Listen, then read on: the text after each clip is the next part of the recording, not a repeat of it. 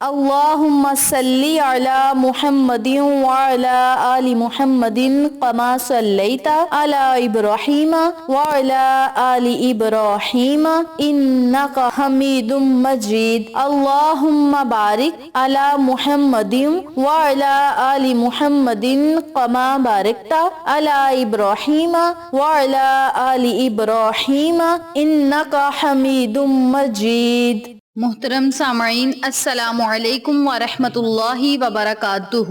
امید کرتی ہوں آپ جہاں بھی ہوں گے اللہ کے فضل و کرم سے خیر و عافیت سے ہوں گے، اور دعا گو ہوں کہ اللہ پاک آپ کو ہمیشہ صحت و سلامتی کے ساتھ پیار و محبت والی، خوشیوں والی، اتفاق اور اتحاد والی زندگی عطا فرمائے، آپ کو کبھی کسی کا محتاج نہ بنائے، آمین۔ سامعین، آج میں آپ کی خدمت میں ایک بڑا ہی آسان، مجرب اور طاقتور عمل لے کر حاضر ہوئی ہوں، جس کی برکت سے انشاءاللہ بفضل خدا رب کریم آپ پر موسلادھار بارش ضرور برسائے گا، اور بارشیں رحمتوں کی ہوں گی، برکتوں کی ہوں گی، نعمتوں کی ہوں گی۔ میری پیاری بہنوں اور میرے پیارے بھائیوں، ہر کسی کا یہ دل چاہتا ہے، دلی مراد ہوتی ہے، دلی خواہش ہوتی ہے کہ اللہ رب العزت اس کی ہر دعا کو قبول شرفیت کا اعزاز عطا فرمائے، اور وہ بندہ اللہ کا محبوب بندہ ہو، اور جو بھی وہ دعا مانگے اس کی دعا قبول ہو۔ ہر کسی کی یہ خواہش ہوتی ہے، چاہے مرد ہو، عورت ہو،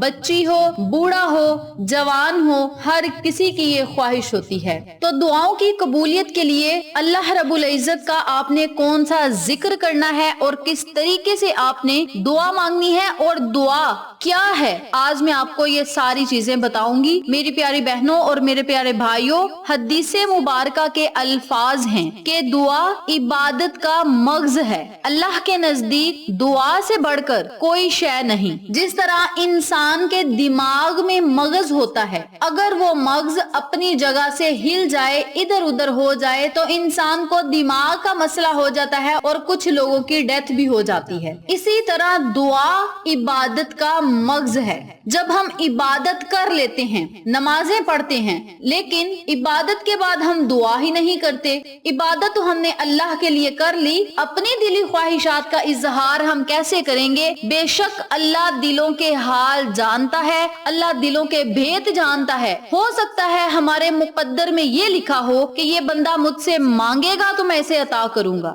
تو میری پیاری بہنوں اور میرے پیارے بھائیوں، آپ رب کریم سے مانگیں، بہت زیادہ مانگیں، بے بہا مانگیں، جتنا زیادہ ہو سکے مانگیں، کیونکہ جب اللہ عطا کرنے پہ آتا ہے تو بہت زیادہ عطا کرتا ہے۔ جب اللہ رب العزت بندے کی دعاؤں کو سنتا ہے، بندے کی صداؤں کو سنتا ہے، تو رب کریم ضرور عطا فرماتا ہے۔ اگر آپ روزانہ تھوڑا تھوڑا مانگیں گے تو قبولیت کی کوئی ایسی گھڑی ہوگی جس وقت آپ کو عطا کیا جائے گا، اور آپ کے ذہن میں پھر یہ آئے گا کاش ہم زیادہ مانگتے۔ اسی لیے آپ سب سے گزارش ہے کہ کاش کے لفظ کو ختم کریں اور بہت زیادہ مانگیں، بے بہا مانگیں، جو بھی آپ کے دل میں خواہش ہے اللہ سے مانگیں۔ میں نے خود اپنی آنکھوں سے بہت سارے لوگوں کو عرش سے فرش پہ آتے دیکھا ہے، اور فرش سے عرش پہ جاتے دیکھا ہے، بلندیوں کو چھوتے دیکھا ہے، کامیابیاں ان کے مقدر بنتے دیکھا ہے، بلکہ خود میں نے اپنے پہ بھی یہ بات آزمائی ہے۔ الحمدللہ، اللہ کا آج بڑا کرم، اللہ کا آج بہت زیادہ فضل و کرم اور خاص الخاص کرم ہے کہ رب کریم نے مجھے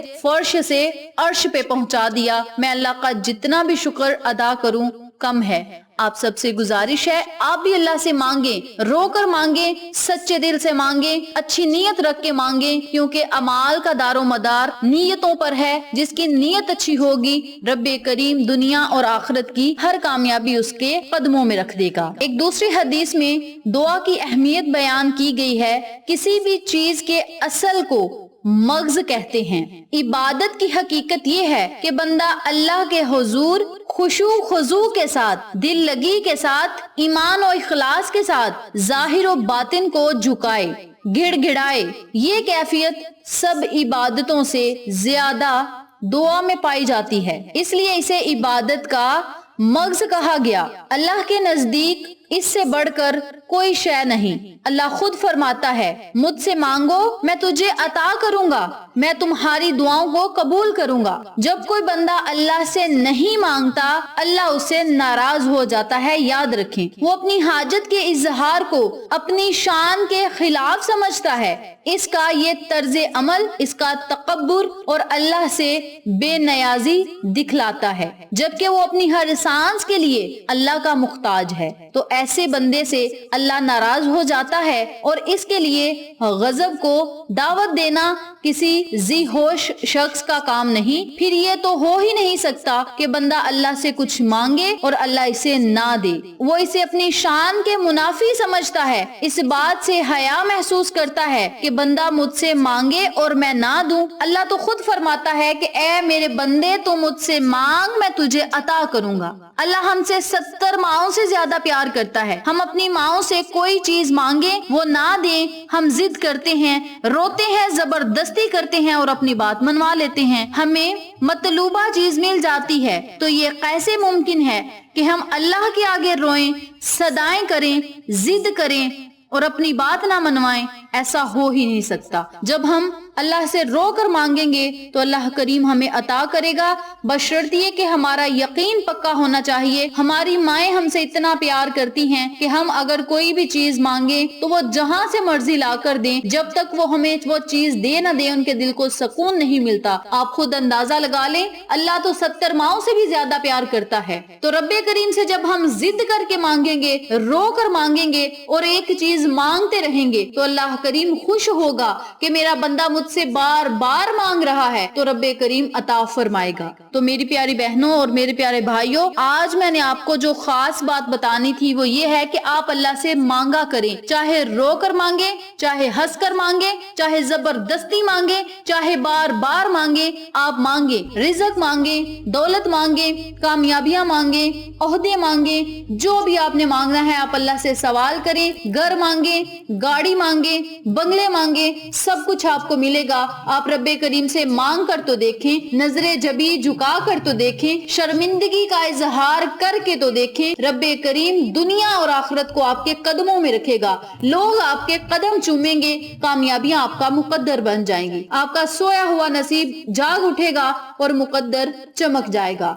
آج میں آپ کو جو عمل بتاؤں گی اس وظیفے کو بھی کریں اور دعائیں بھی مانگیں اور اپنے مقدر کو بدلتا ہوا خود اپنی آنکھوں سے دیکھیں۔ سب سے پہلے آپ سب سے گزارش ہے کہ جو لوگ میرے چینل پر نئے ہیں چینل کو سبسکرائب کریں، ویڈیو کو لائک اور شیئر کریں اور ساتھ موجود گھنٹی کے بٹن کو دبا کے آل نوٹیفیکیشن پہ کلک کریں تاکہ میری ہر نئی آنے والی ویڈیو کی اپڈیٹ آپ تک بآسانی پہنچ سکے۔ جزاک اللہ۔ اسی کے ساتھ میری آپ سے گزارش ہے کہ میرے چینل پہ آپ کو جتنے بھی چینلز کا شارٹ آؤٹ دیا جائے ان چینلز پہ جائیں، سبسکرائب کریں، لائک اینڈ شیئر کریں، ہمیں سپورٹ کریں۔ آپ لوگوں کی سپورٹ ہماری کامیابی کا ذریعہ بنے گی۔ اب میں آپ کو عمل بتانے لگی ہوں، توجہ سے ملاحظہ فرمائیں۔ جب بھی آپ نے دعا مانگنی ہے تو سب سے پہلے آپ نے 1 مرتبہ، 3 مرتبہ یا 7 مرتبہ درود ابراہیمی ضرور پڑھنا ہے۔ درود پڑھنے کے بعد آپ نے 3 مرتبہ سورۃ الفاتحہ پڑھنی ہے، الحمدللہ رب العالمین۔ 3 مرتبہ سورہ فاتحہ پڑھنے کے بعد آپ نے 3 مرتبہ سورۃ الکوثر پڑھنی ہے اور 3 مرتبہ ہی آپ نے سورۃ اخلاص پڑھنی ہے،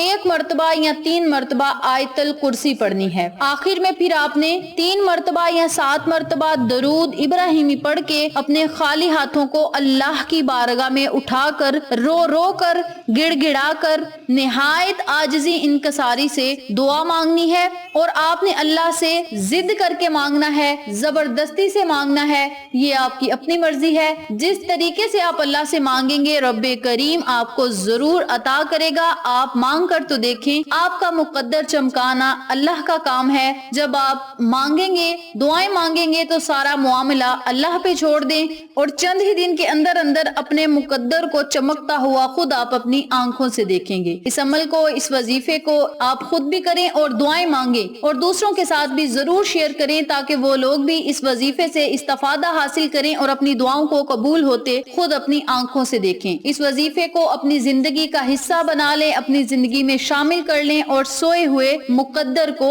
جگانے کا ذریعہ بنائیں۔ ویڈیو اچھی لگے تو لائک کریں، شیئر کریں، چینل کو سبسکرائب کریں اور ساتھ موجود بیل آئیکن کو دبا کے آل نوٹیفیکیشن پہ کلک کریں تاکہ میری ہر نئی آنے والی ویڈیو کی اپڈیٹ آپ تک بآسانی پہنچ سکے۔ انشاءاللہ پھر کسی نئے وظیفے یا اچھی معلومات کے ساتھ آپ کی خدمت میں حاضر ہوں گے۔ تب تک کے لیے اللہ نگہبان۔